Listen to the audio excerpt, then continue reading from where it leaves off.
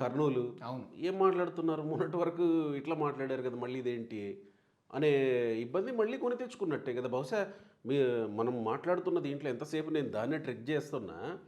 జగన్మోహన్ రెడ్డికి తెలిసుండొచ్చా? లేదా ఏది ఏది తెలుసు వాళ్ళ మధ్య ఈ చర్చ జరిగి ఉండొచ్చు. అమరావతి మీద మన స్టాండ్ ఏంటి అమరావతి అనే మీద చర్చ. జగన్మోహన్ రెడ్డి గారి స్టాండ్ సజ్జల గారికి బాగా తెలుసండి. ఓకే. ఫైన్. ఏం తెలుసు? That's what. అమరావతిలో కొనసాగించడం ఇష్టం లేదు.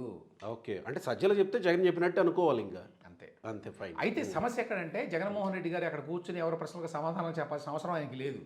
ఆయన ఏం చెప్పదలుచుకుంటాడో చెప్పేస్తాడు. అంతే కదా. చెప్పేశాడు ఆయన. 500 ఎకరాలు అక్కడ కట్టుకోవచ్చు కదా, ఎందుకు ఇదంతా అని ఈ మధ్యన కూడా అన్నాడు.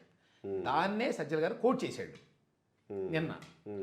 కోట్ చేసి ఎందుకు అదంతా ఇక్కడ కట్టుకోవచ్చు కదా అని ఇప్పుడు ఈ టైంలో 2025లో కూడా అన్నాడంటే 2025 సెప్టెంబర్లో ఆ మాట అన్నాడు అంటే అర్థం ఏంటి? There options are still open. వాళ్ళ ఆలోచనలు ఇంకా ఓపెన్గానే ఉన్నాయి. వాళ్ళు ఏమి అమరావతి అని కుదురుకోవాలి అక్కడేమి. పైగా అక్కడ రిషికొండలో ఒకటి కనపడుతుంది.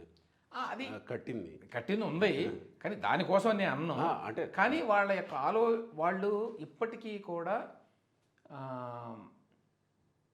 అమరావతికి మేము వ్యతిరేకం అనే స్టాండ్తో ఉన్నారు. కానీ ఆ స్టాండ్ని అంత ఓపెన్గా స్ట్రైట్ ఫార్వర్డ్గా చెప్పటానికి ఇష్టపడటం వల్ల